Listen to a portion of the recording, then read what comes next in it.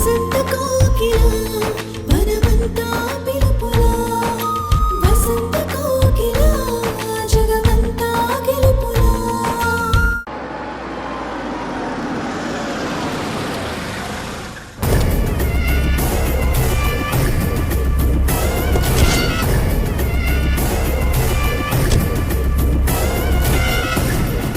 కారెందుకు ఆపారా? నువ్వు చేసింది నాకేం నచ్చలేదు బావా. ఆకాష్ పిల్ల దండం పెట్టి మాట్లాడగానే నువ్వెందుకు సైలెంట్ అయిపోయావు? వాడి వెనక సెక్యూరిటీ గార్డు ఉన్నాడని మన మీదే కాలు దూవుతున్నాడు. నీ వెనక నేనున్నానని నువ్వు మర్చిపోయావా? అసలు మనం లోపలికి ఎందుకు వెళ్ళాం? బయటికి ఎలా వచ్చాం? ఇదేదో ఫోన్లో మాట్లాడుంటే సరిపోయేది కదా. ఏంట్రా ఇలా మాట్లాడుతున్నావు? ఇంట్లోకి అడుగు పెట్టిన వెంటనే నా ఆవేశం చూడలేదా? వాళ్ళ ఆవిడ రాకపోయి ఉంటే ఆకాష్ గాడు అంతా చూసేవాణ్ణి. ఆవిడ వస్తే మాత్రం ఏమైంది? ఆడదే కదా, ఆది పరాశక్తి ఏం కాదు కదా. ఏమోరా, ఆడవాళ్ళంటే నాకు రెస్పెక్ట్. ఇంట్లో కూడా మీ అక్క ముందు ఎవరితోనూ గొడవ పడ్ను. అయ్యో, నీది మంచితనమో వెర్రితనమో నాకైతే అర్థం కావడం లేదు బావా. మొగుడు బెదిరిస్తాడు, పెళ్ళాన్ని చూసి నువ్వు క్షమిస్తావు. అది వాడిల్లు కాబట్టి వదిలేశాను. ఇంతకు ముందు గొడవైనప్పుడు ఆకాష్ని చంపమని చెప్పింది నేనే కదా, అది నువ్వు మర్చిపోయావా? ఒక చేతకాని వెధవకి పనప్పగించి తప్పు చేసింది నువ్వు. ఇప్పుడేమో పెద్ద వీరుళ్ళ సూర్యుళ్ళ బెళ్ళప్పిస్తున్నావేంటి? ఒకసారి మిస్ అయిందని వదిలేస్తావా? ఇంకోసారి అవకాశం వచ్చినప్పుడు కూడా నువ్వు సైలెంట్గా ఉంటావా?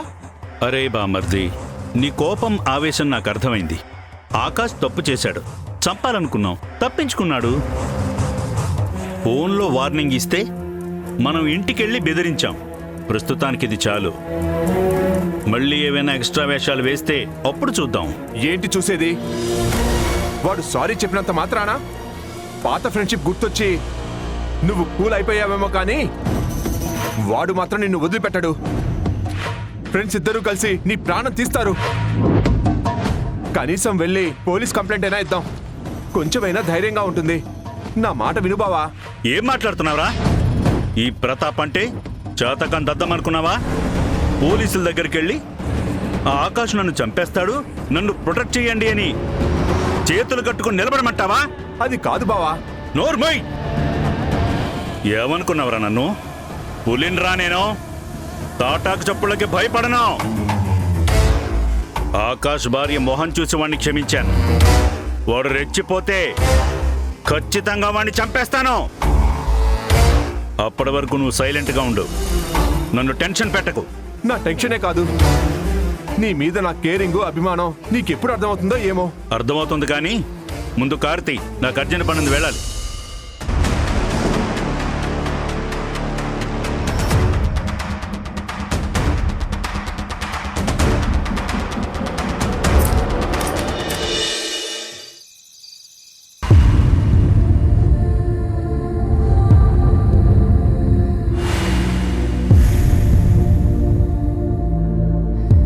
అయితే ఇలాంటి వాళ్ళని ఫ్రెండ్స్ కాదురా, బ్రోకర్స్ అంటారు. ఏంట్రా బాగుతున్నావు? నన్నే కొడతావా? ఇంకొక్క మాట నా సూర్యనేమైనా అంటే నీ శవా నూరేగించడం మాత్రం ఖాయం. అన్నోన్ నెంబర్ నుండి కాల్ చేసి నాకే వార్నింగ్ ఇస్తావా? నీ సారీ చూసి కాదు, మీ ఆవిడ మాటలు చూసి వదిలేస్తున్నాను.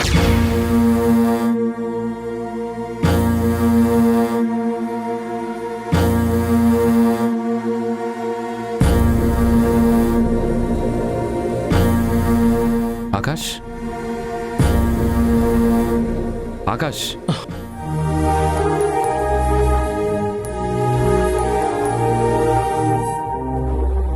అంత పరధ్యానంగా ఏం ఆలోచిస్తున్నావు? ప్రతాప్తో అనవసరంగా శత్రుత్వం పెంచుకున్నాననిపిస్తోంది. సైట్కొచ్చి మాట్లాడినప్పుడే ప్రాబ్లం సాల్వ్ చేసుకొని ఉంటే ఇంటికి గొడవకొచ్చేవాడే కాదు. నేను చేసిన తప్పుకు సంధ్య కూడా సారీ చెప్పడం నాకు అస్సలు నచ్చలేదు. నిజమే ఆకాష్, అలాంటి వాడిని చావగొట్టి పంపాలి కానీ సారీ చెప్పకూడదు. చెప్తే ఇలానే ఫీల్ అవ్వాల్సి వస్తుంది. అంటే గొడవ పెట్టుకోవడం, శత్రుత్వం పెంచుకోవటం కరెక్ట్ అంటున్నావా? కాదు, కానీ పొగరబోతుల ముందు తల వంచకూడదు అంటున్నాను. ఆకాష్, నిన్నొక విషయం అడుగుతాను, నిజమే చెప్తావా? అనుమానం ఎందుకు సూర్య, అడుగు. ప్రతాప్కి ఫోన్ చేసి బెదిరించింది నువ్వు కాదు కదా? అసలు నేనెందుకు చేస్తాను సూర్య? నువ్వు కూడా నన్ను అనుమానిస్తున్నావా?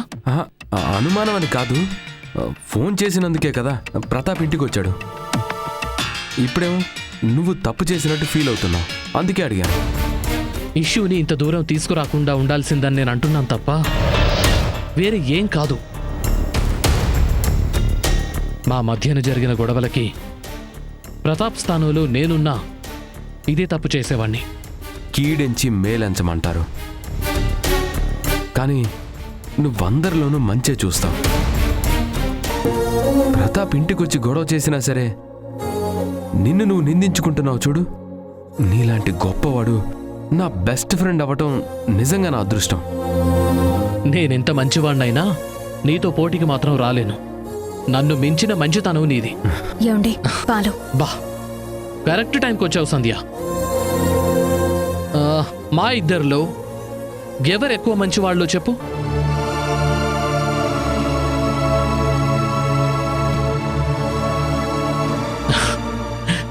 చూసావా, అది తేల్చడం సంధ్య వల్ల కూడా కాలేదు.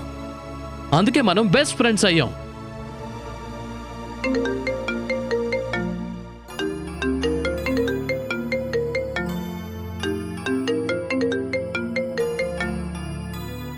హలో మావయ్య. అవునవును, అతను డైరెక్ట్ ఇంటికే వచ్చాడు. ఒక నిమిషం. అవును మావయ్య. సంధ్య, ఆకాష్ దగ్గర కూడా సైలెంట్గా ఉండడం ఎందుకు? నా మంచితనం గురించి చెప్పొచ్చు కదా. పాలు తీసుకోండి. పెళ్ళైన కొత్తలో ప్రేమతో చేతికిచ్చిందానివి, ఇప్పుడేమో పరాయి వాళ్ళ తీసుకోమని చెప్తున్నావు. పర్లేదులే, రోజులన్నీ ఒకేలా ఉండవు కదా. నీ రెండో మొగుడు ప్రతాప్కి ఫోన్ చేశాడో లేదో తెలీదు, కానీ వాళ్ళు మాత్రం టార్గెట్ చేశారు. ఒకసారి చావు నుంచి తప్పించుకున్నాడు, మళ్ళీ మళ్ళీ అలాంటి అటెంప్ట్స్ జరిగితే ఏంటో పరిస్థితి.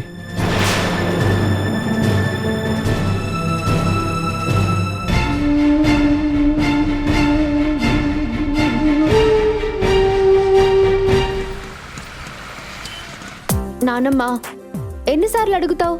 నేను ప్రేమగానే ఉన్నా, నీ మనవడు దూరంగా ఉంటే ఆ తప్పు నాదా? ఇంకోసారి కడుపులో కాయ పండు అన్నావంటే ఊరికొచ్చి నీకు గోరి కట్టేస్తాను. పెట్టే ఫోను. ఏంటి దివ్య, నా పేరు తలుచుకుంటున్నావు? నీ పేరా? ఓ, పండు అన్నాననా? రోజు రోజుకి మా నాన్నమ్మ టార్చర్ ఎక్కువైపోతుంది పండు. ఏ, మళ్ళీ ఇక్కడికి వస్తానంటున్నారా? ఇప్పుడు కాదు, నేను ప్రెగ్నెంట్ అయిన తర్వాతనే వస్తుందంట. దానికోసమే ఈ ఫోన్ కాల్లు, పిచ్చి సలహాలు. నిజం చెప్పాలంటే ఇందులో పాపం మా నాన్నమ్మ తప్పే లేదు పండు. నాకు బాబ్జీకి మధ్య ప్రేమ పుట్టించాలని రకరకాల ప్రయత్నాలు చేసింది. ఆవిడ కుట్రల ఫలితమో లేక బాబ్జీ ప్రేమను అర్థం చేసుకున్న నా పుణ్యమో కానీ ప్రాబ్లం క్లియర్ అయింది. దేవుడు కరుణించిన పూజారి వరమివ్వనట్టు బాబ్జీ మాత్రం ఇంకా నాకు దూరంగానే ఉంటున్నాడు. ఈ విషయం ఆ ముసల్దానికి ఎన్నిసార్లు చెప్పినా అర్థం కావడం లేదు.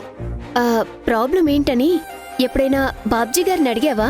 అడిగాను పండు, కానీ ఏం చెప్పడు. అంతా ఓకే అని ఒక నవ్వు నవ్వుతాడు. అంటే నీకు బాబ్జీ మీద ఏమైనా డౌట్ ఉందా? డౌటా? మా బాబ్జీ మీద? ఈ కాలంలో రాముడు లాంటి వాళ్ళు ఉండరు అన్న వాళ్ళకి నేనైతే మా బాబ్జీని చూపిస్తాను. అంత మంచివాడు, ఏకపత్ని వ్రతుడు. ఎదుటి వాళ్ళు బాధపడిపోతారేమోనని ముందే తను ఫీల్ అయిపోతుంటాడు.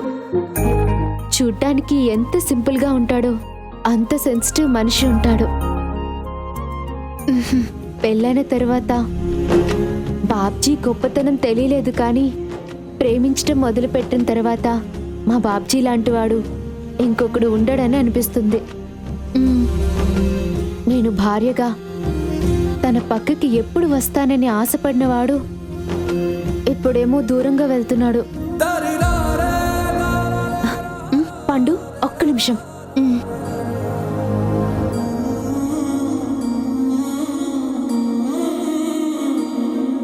ఈ చీర చూడు, బాబ్జీతో ఫస్ట్ నైట్ చేసుకోవాలని తనని గిఫ్ట్గా తీసుకురమ్మన్నాను. ఆ రోజు భార్యగా ఎంతో ప్రేమగా వెయిట్ చేశాను, కానీ నైట్ అంతా ఇంటికి రాలేదు. వర్షం ఎక్కువ పడుతుందని ఫ్రెండ్ ఇంట్లో ఉండిపోయానని చెప్పాడు.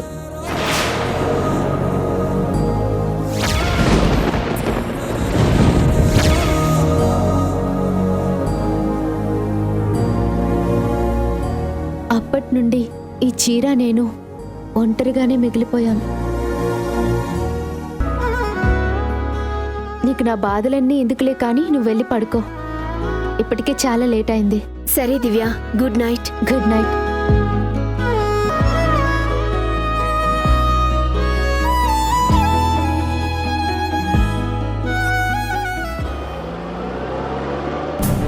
రేపు నా కొడుకు పుట్టినరోజు. అనవసరంగా సిటీ వదిలి ఇంత దూరం మీటింగ్కి వచ్చాను. నెక్స్ట్ టైం నుండి వీడియో కాన్ఫరెన్స్లు పెట్టండి, డైరెక్ట్ మీటింగ్లు వద్దు. పని పాట లేని ప్రతి యతవ మీటింగులు పెట్టి టైం వేస్ట్ చేయడమే.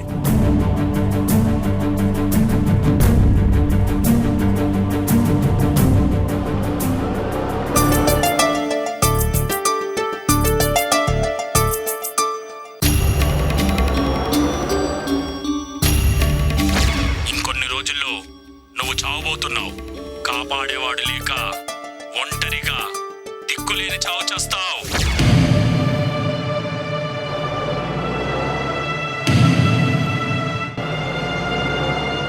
ఈ వెహికల్ ఎవరిది? వీడు నన్ను ఫాలో అవుతున్నాడా లేక నార్మల్గా వెళ్తున్నాడా?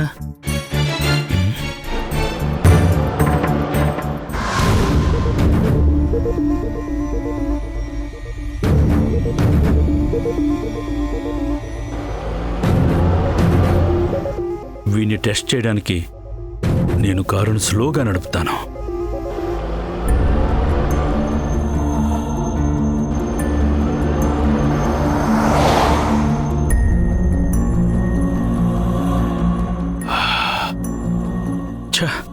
అనవసరంగా డౌట్ పడ్డాను.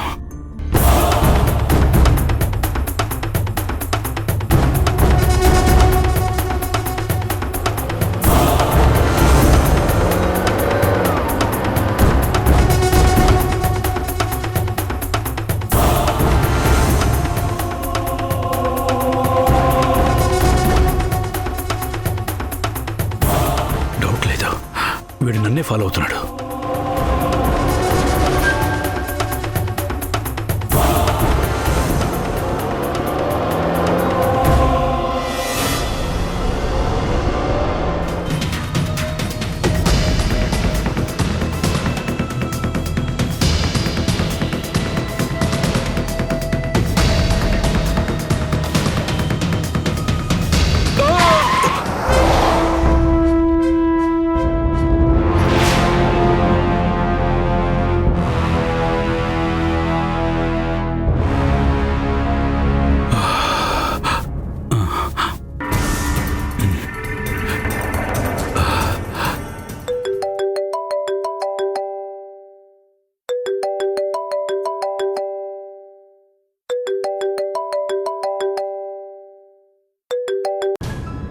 ఎక్కడున్నారండి?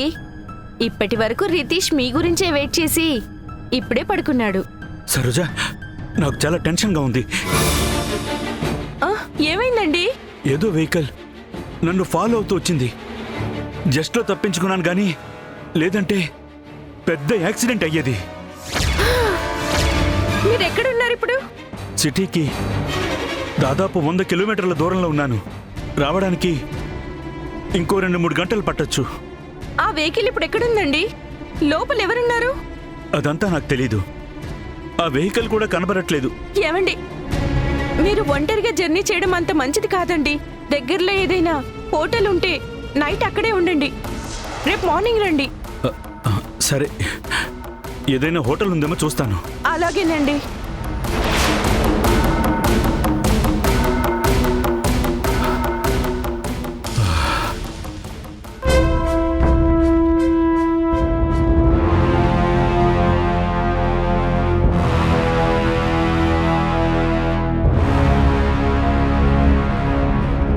ఏమైందక్కా?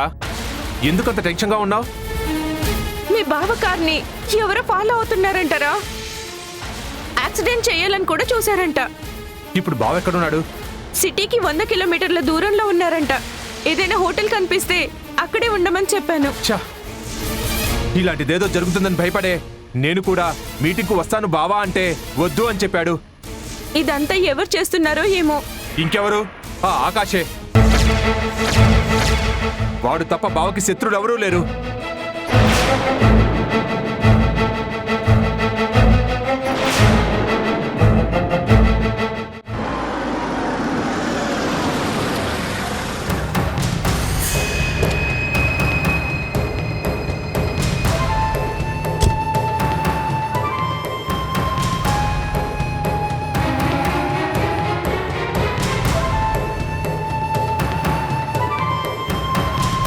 సార్, రూమ్ కావాలి. ఏసీనా నాన్ ఏసీనా? ఏదైనా పర్లేదు, తొందరగా ఇవ్వు. సింగిలా డబులా? అబ్బా, ఏదో ఒకటి ఇవ్వయ్యా. మార్నింగ్ వరకు ఉండి వెళ్ళిపోతాను. Okay sir. ఇక్కడ మీ డీటెయిల్స్ రాసి సంతకం పెట్టండి.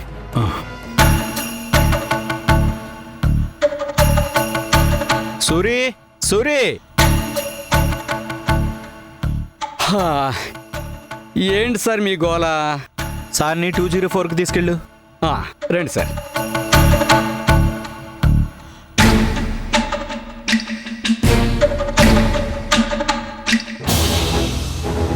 సార్, ఇదే సార్ మీ రూము. ఫుడ్ ఏమైనా కావాలంటే ఇప్పుడే చెప్పండి. లేట్ అయితే దొరకదు సార్. నాకేం వద్దు, నువ్వు వెళ్ళు. సార్, అది నైట్ టైము నిద్ర మానుకుని వచ్చాను. తమరు దయతలిచి కొంచెం ఏదైనా. తీసుకో. Thank you sir. వెళ్ళు. సార్, మీకేమైనా కావాలంటే రిసెప్షన్ ఫోన్ నేను అవసరమైతే ఫోన్ చేస్తాను. వెళ్ళవయ్యా. సార్, ఉంటాను సార్.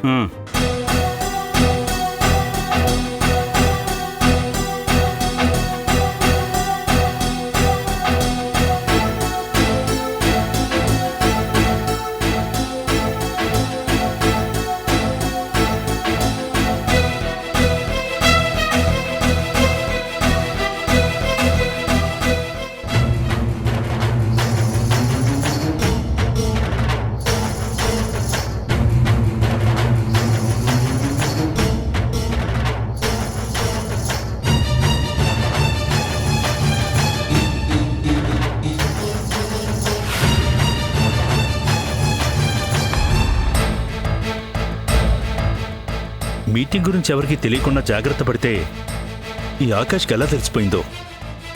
వాడి పెళ్ళ మొహం చూసి వదిలేస్తే వాడు నా మీద పగబట్టాడు. సురేష్ చెప్పినట్టు పోలీస్ కంప్లైంట్ ఇచ్చినా ఇంత టెన్షన్ ఉండేది కాదు.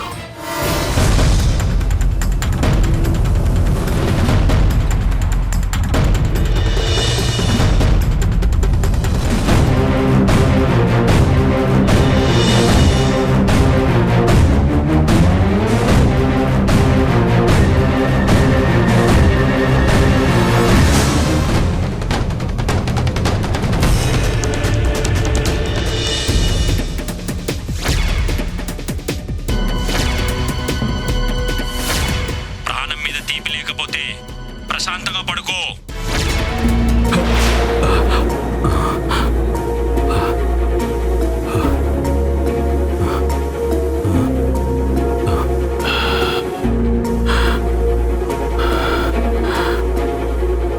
వ్యాన్లో ఫాలో అయిన వాడు ఈ లాడ్జ్కి రాకుండా ఉంటాడా?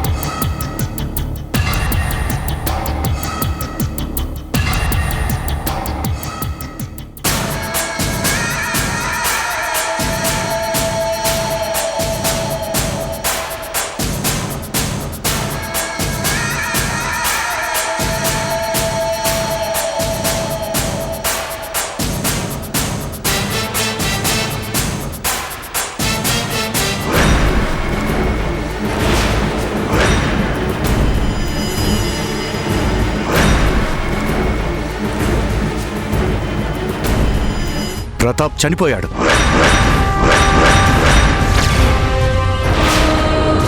అంటే నన్ను హంతకుడు అంటున్నావా? నేనడం కాదు, అక్కడ దొరికిన సాక్ష్యాలు కంప్లైంట్ ఇచ్చిన వ్యక్తులు చెప్పారు. అందుకే అరెస్ట్ చేయడానికి వచ్చాను.